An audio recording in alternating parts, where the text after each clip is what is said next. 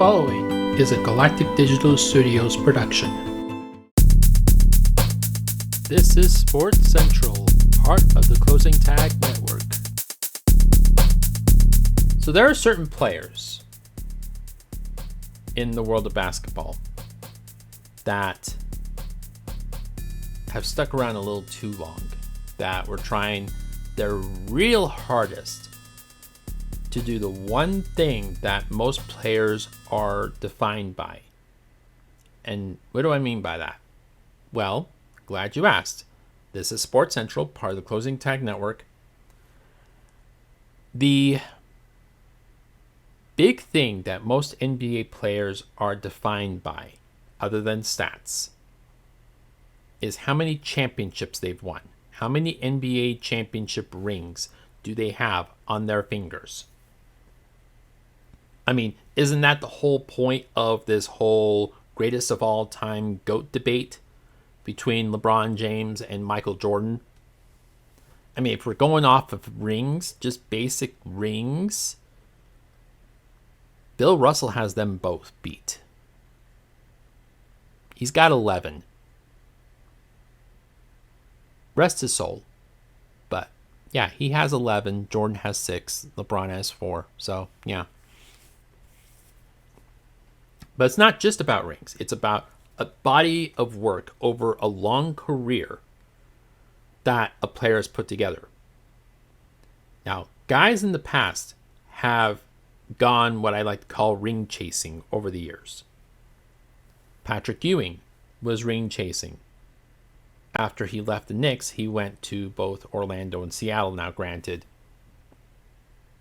he was a complete shell of his old self. He had absolutely no business on a basketball court after he left the Knicks. But we'll leave that alone. Charles Barkley, after his time with Phoenix was up, went and signed with the Houston Rockets during the 1997 season. And Houston, to their credit, was 2 wins away from going to the NBA Finals that year, which they would have faced against the Bulls. Another guy that went ring chasing was Barkley's teammate on that Rockets team, Clyde Drexler. Granted, Drexler was traded to Houston. He didn't go signing with Houston. But he requested the trade to Houston to go team up with his old college buddy, Hakeem Olajuwon. And that ring chase actually worked because the two of them, I think it was like 2 years before Barkley showed up, actually won an NBA championship. But in a lot of cases, ring chasing doesn't work. See example, Karl Malone with the Lakers. Now, one form of ring chasing is what I like to call the Mitch Richmond method. Now, I'm going to give you a little bit of a history lesson here. Mitch Richmond was a bona fide superstar for the Golden State Warriors. He was basically Steph Curry before Steph Curry. Now, he didn't have the shooting touch that Steph Curry has, but he did have the ability to score pretty much at will. He was the focal point for what they call Run TMC, which was the trio of Tim Hardaway, Mitch Richmond, and Chris Mullin. The problem with Mitch Richmond was that he spent his entire career, doing his best to try and help a team win a championship as the number 1 or 2 guy. But it never happened.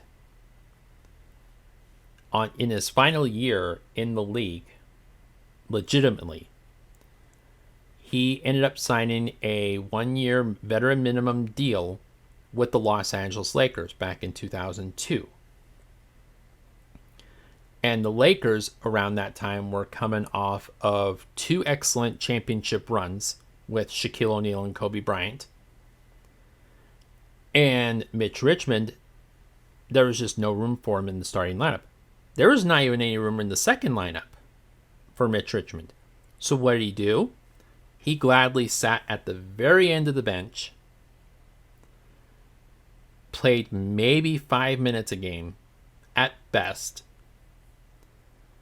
and piggybacked his way to an NBA championship with those same Lakers. That's what I mean when I say that someone is Mitch Richmonding their way to an NBA championship. Basically signing a minimum and sitting at the end of the bench, basically just there for the ride. Just to say, hey, I won a championship. Back off. Unfortunately, there are a lot of NBA players currently that are probably going to be looking to do the exact same thing. We saw Chris Paul trying it this year with Golden State, and it didn't work. So, here's a list of players that I feel, that are current players, that I feel will have to Mitch Richmond their way to an NBA championship. Now, criteria-wise, these are players that have not yet won an NBA championship. These are players that have gone a pretty lengthy amount of time without really even coming close. So, with that in mind, here are the players that I feel are most likely going to have to Mitch Richmond their way to an NBA championship. And since I mentioned him before, let's bring up Chris Paul. Chris Paul, many would consider to be the best point guard other than Steph Curry of this generation. He is a bona fide leader. He has helped teams like Oklahoma City and Phoenix basically take their game to a completely new level. Sad he couldn't do the same thing in Golden State. And even upon being traded to the Golden State Warriors, basically he had to sit on the bench behind Steph Curry and Klay Thompson. Now, there was a little bit of period of time where Klay Thompson was being benched in favor of Chris Paul. But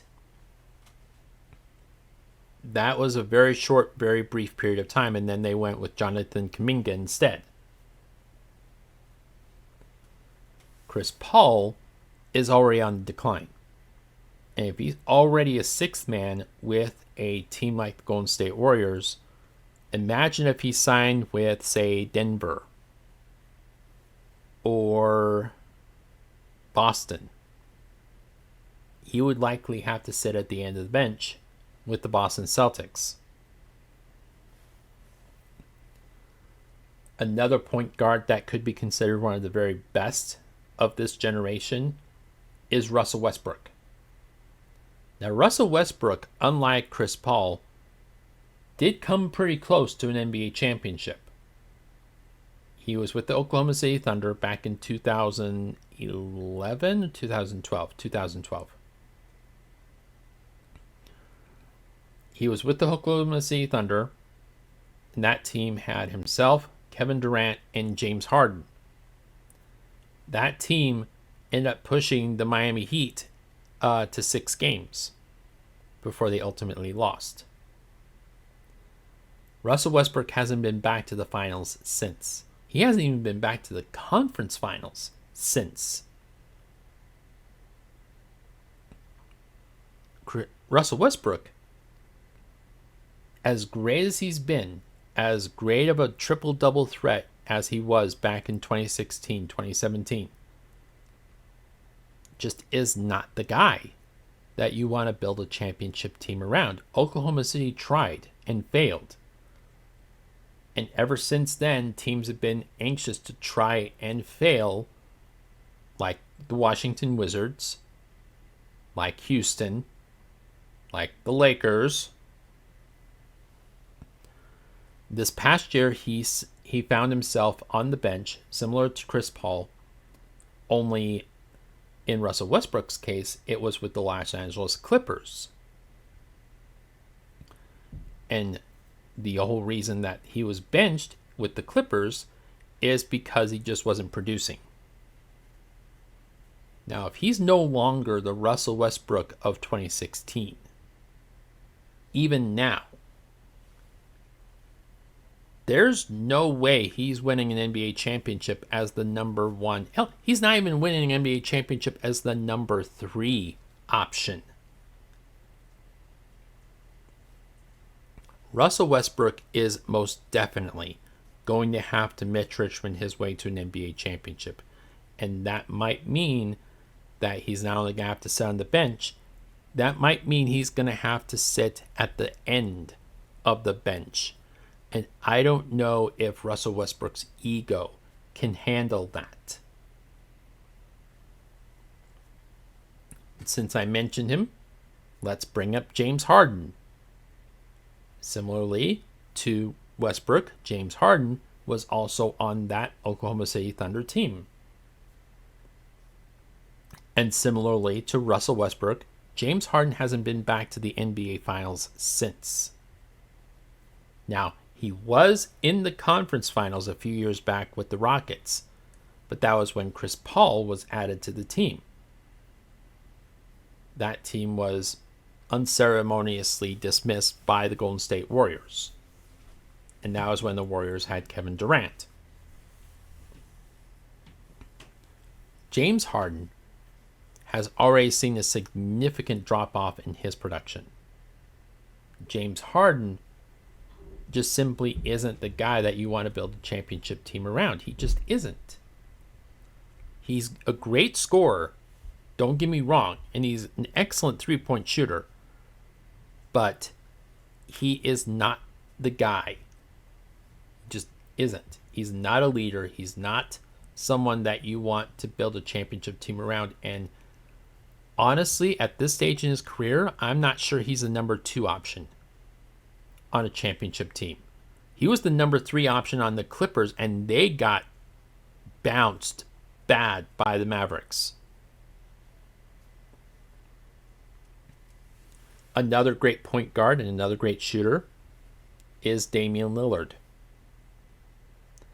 Damian Lillard, all those years that he spent in the Portland Trail Blazers organization, all those years that he spent basically toiling away as the number 1 guy in Portland and only getting as far as barely making the conference finals. And that was back in 2016, I believe. This past season, Damian Lillard was traded to Milwaukee Bucks, where Giannis Antetokounmpo is still the number 1 guy. Damian Lillard was supposed to have been brought in to help support or help with scoring support in the event that Giannis went down or had a bad night or whatever. That did not happen. On top of that, he's not getting any younger either. Now, the whole reason Giannis is not on the list is because he already has a ring, which kind of disqualifies him from the list entirely. But back to Lillard. Lillard is one of those case studies of a player trying to do too much with too little around him. Damian Lillard, if he was to be traded today, he would probably have to be a number 1 option off the bench for a team like Boston or a team like Denver. Now, the problem is that not a lot of teams are going to be trading a guy that's making over $50 million to sit him on the bench. So he would likely have to wait until his current contract expires, which won't be for a while.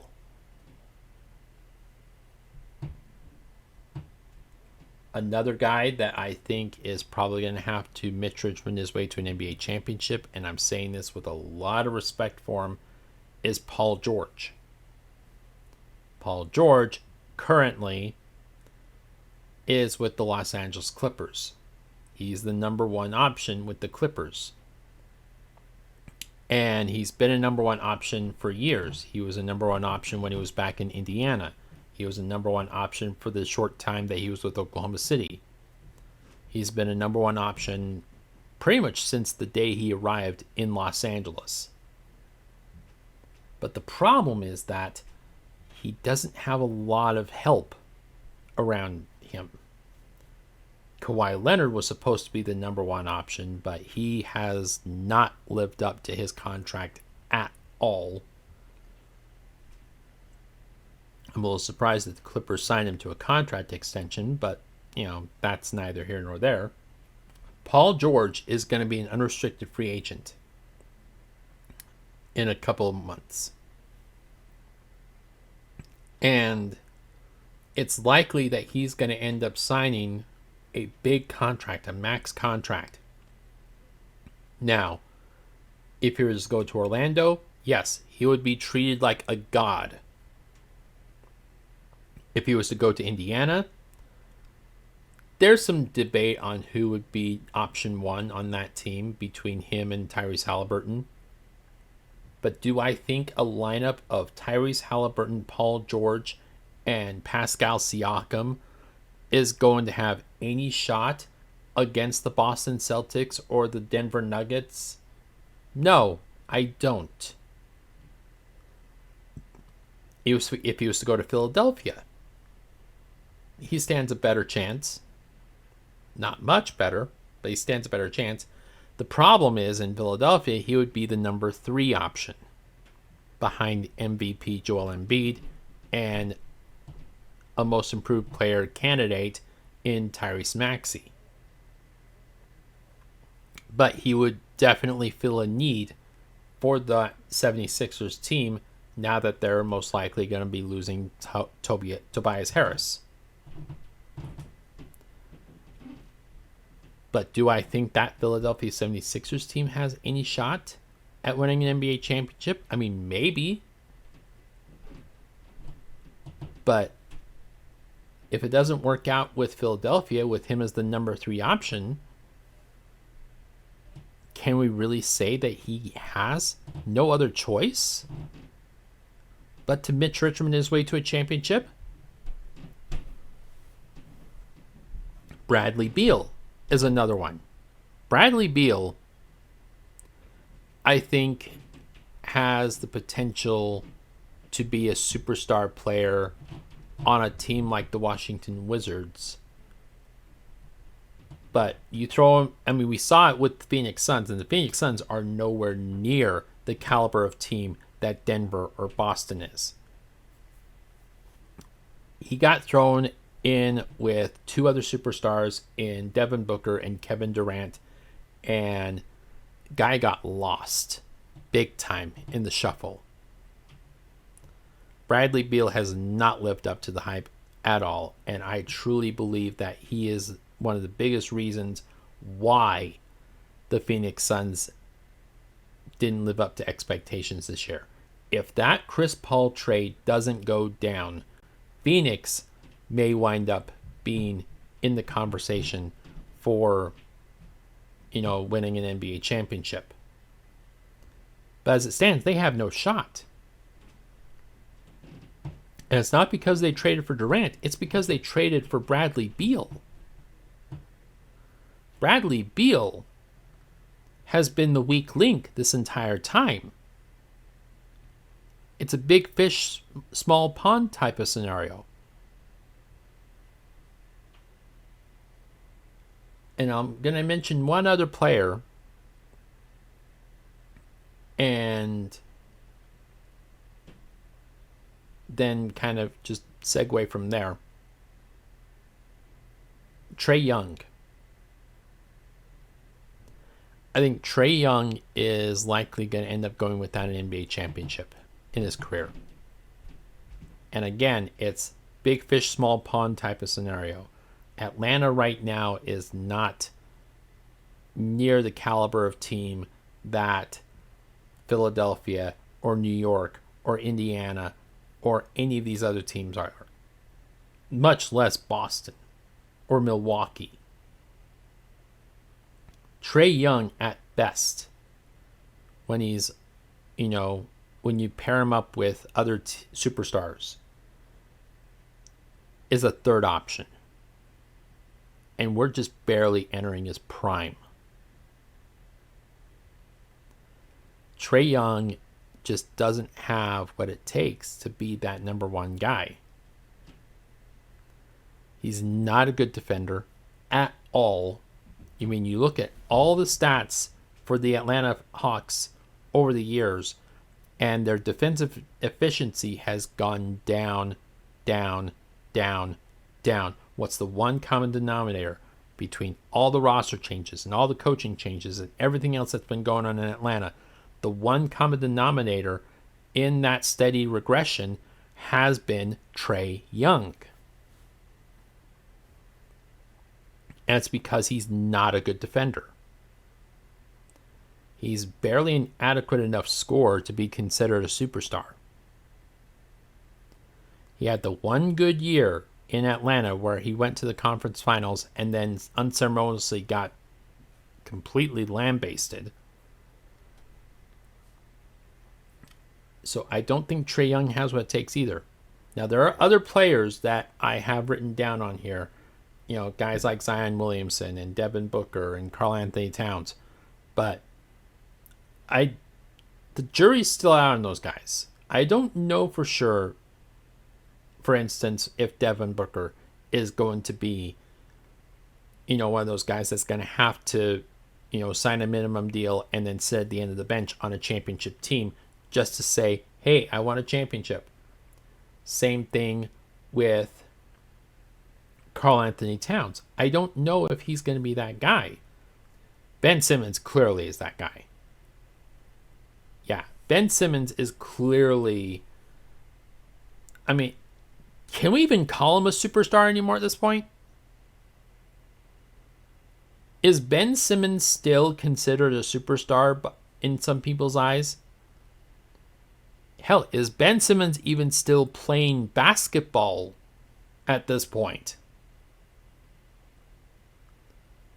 I am not so sure.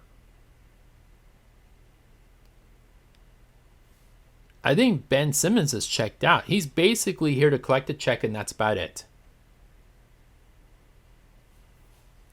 And he keeps saying, yeah, I'm going to be returning. I'm going to be back better than ever. And he never comes back, and he never returns. He's never around long enough to be considered a legitimate superstar anymore. I just don't think he's that guy anymore. So can we really call him a Mitch Richmond type candidate? Can we really say that he's going to have to be a former superstar that signs a one-year deal to go sit at the end of the bench? I'm not sure he's even motivated enough to sit at the end of the bench on a championship team.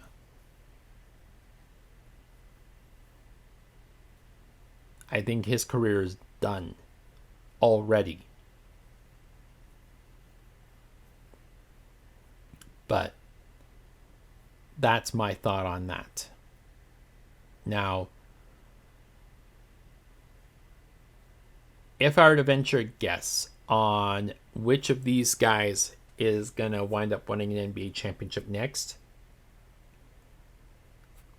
I would have to say that the odds-on favorite would have to be Paul George.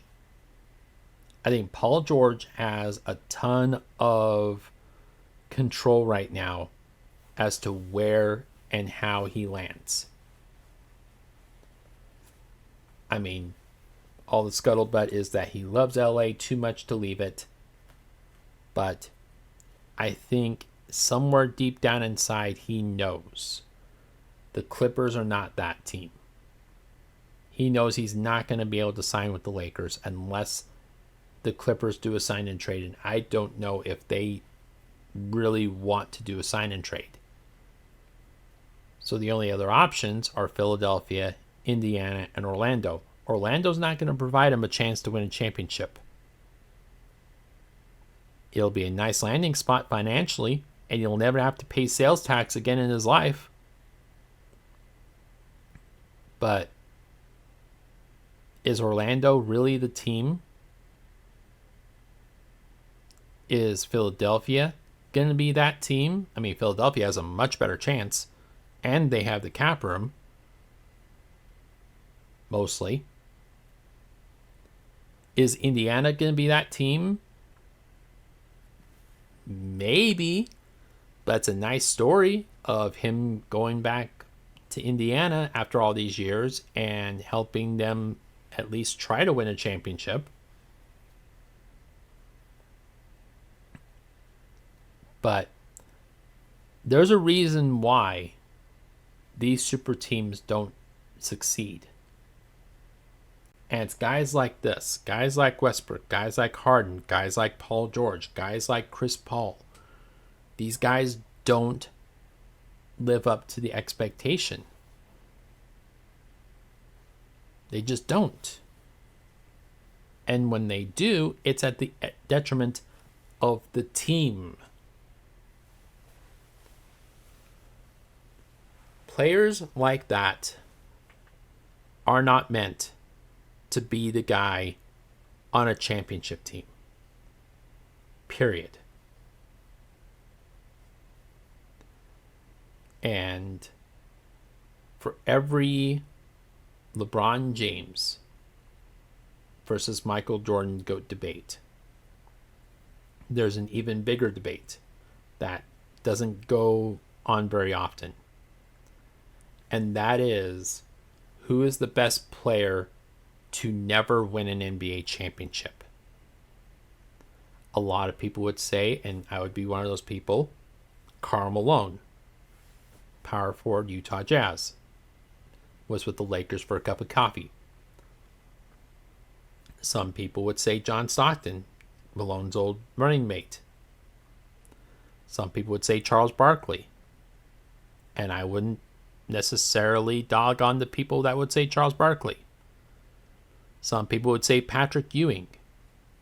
And again, I wouldn't really dog on, people saying Patrick Ewing.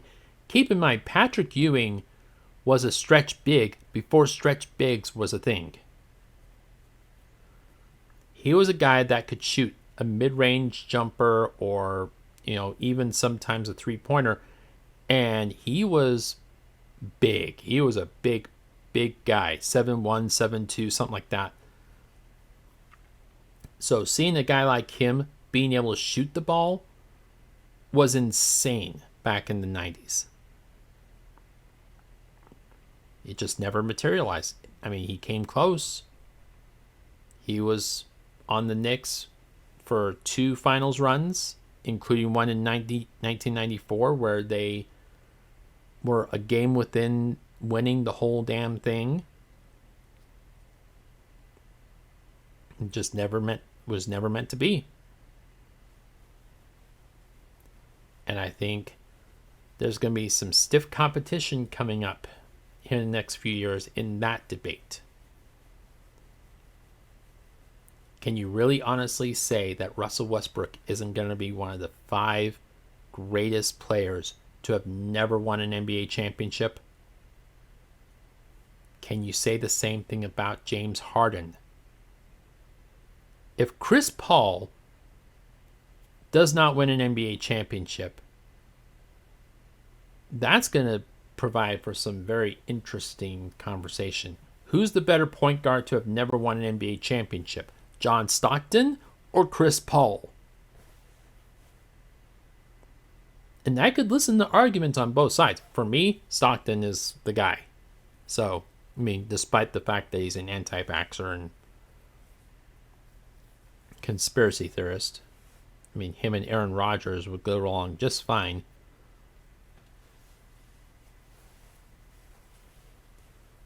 But I mean, can you say the same thing about Damian Lillard right now? Paul George. That's some deep conversation to be had over the next few years regarding debates on, who's the best to do this, who's the best to do that, who's the best to never do this. And I would argue that the greatest player to have never won an NBA championship debate is about to get a lot more crowded over the next 5 years. Sucks to be them, but that's just how it is sometimes. That's all the time that I have for today, guys. If you are interested in donating, the donation button is open over at theclosingtag.com.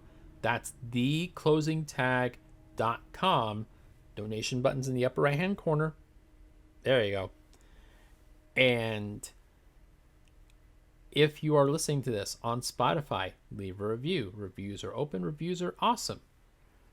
If you're watching this on Facebook, like, share, comment, share with friends, share with family. If you're watching this on YouTube, like the video, subscribe to the channel, hit the bell for notifications. That way you're notified every time a new video drops.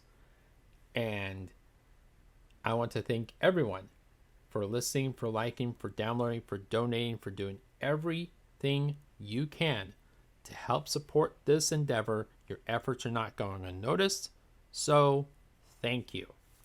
And until next time, remember to include your closing tags. Thank you.